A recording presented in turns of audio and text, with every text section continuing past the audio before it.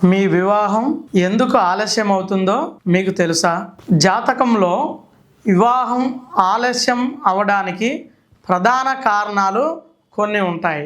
వాటిలో ముఖ్యమైనవి మీకు ఈరోజు వివరిస్తాను. మొదటగా శనిగ్రహం. ఇది ఆలస్యానికి సూచక గ్రహం. 7వ భవనంలో లేదా 7వ భవనాధిపతితో కలిసి ఉంటే వివాహం ఆలస్యం అవుతుంది.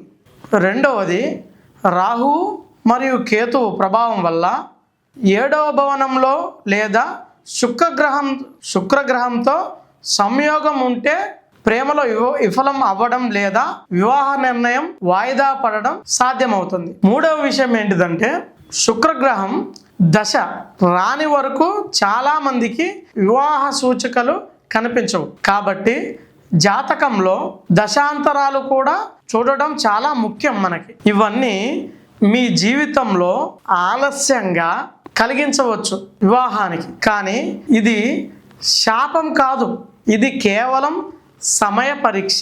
కొంతమంది ఆందోళన పడతారు, నా పెళ్ళి జరగదా, నేను ఒంటరిగానే మిగిలిపోతానా?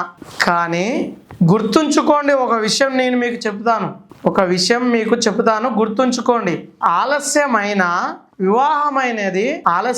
కూడా వివాహం అనేది దురదృష్టం కాదు. అది సరైన వ్యక్తి కోసం విశ్వం వేచి చూపిస్తున్న ఒక సంకేతం. జ్యోతిష్య శాస్త్రం చెబుతుంది ఏంటిదంటే ప్రతి ఆలస్యం వెనుక ఒక కారణం ఉంటుంది, కానీ ప్రతి కారణానికి ఒక పరిష్కారం కూడా ఉంటుంది. ఇప్పుడు చూద్దాం మనం ఆలస్యమైన వివాహానికి కొన్ని శక్తివంతమైన జ్యోతిష్య పరిష్కారాలు తెలియజేస్తాను. మొదటగా శుక్రుడు మరియు గురు శాంతి పూజ చేయించుకోవడం. ఇవి ప్రేమ, దాంపత్యం మరియు అనుకూల వివాహానికి శక్తిని కలిగిస్తాయి. ఇవి రెండో విషయం ఏంటిదంటే ప్రతి శుక్రవారం శుక్రదేవునికి తెల్ల పూలు మరియు సుగంధ ద్రవ్యాలు సమర్పించినట్టుగైతే ఇది శుక్రగ్రహాన్ని శాంతిపరుస్తుంది. శుక్రుడు లేదా గురుడు గ్రహానికి అనుకూల రత్నం ధరించడం వల్ల మీ జాతకానుసారం జ్యోతిష్య నిపుణులకు సూచించాలి. అంటే మీ జాతకం అనేది జ్యోతిష్కునికి చూయించుకున్నట్టుగైతే దానికి పరిష్కారం చెప్తాము. నాలుగో విషయం ఏంటంటే 108 సార్లు ఓం శుక్రాయ నమః జపం చేయండి. ప్రేమ, వివాహం, సంబంధం మీద ఒక పాజిటివ్ వైబ్రేషన్స్ పెరుగుతుంది మీకు. ఐదో విషయం ఏంటంటే పితృకర్మలు లేదా సంతానం పూజలు. కొన్నిసార్లు పితృదోషం వల్ల కూడా వివాహం ఆలస్యం అవుతుంది.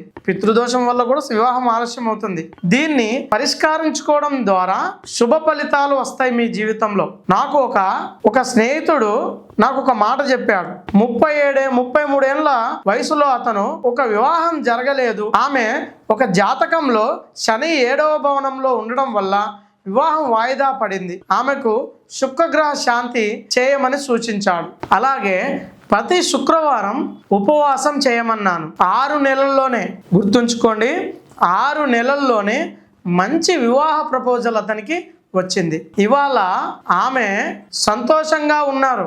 ఇది జ్యోతిష్యం ఇచ్చే ఒక ఉదాహరణ మాత్రమే. జ్యోతిష్యం సరిగ్గా ఉపయోగిస్తే జీవితం మారుతుంది. కాబట్టి ఆలస్యం ఉంటే విఫలం కాదు, అది సరైన సమయం కోసం దారి. మీకు కూడా మీ జాతకంలో ఈ పరిస్థితులు ఉన్నాయా అని తెలుసుకోవాలంటే నాతో ఒకసారి ఫోన్ చేసి మాట్లాడండి. దానికి తగువైన పరిష్కార మార్గం మీకు నేను తెలియజేస్తాను.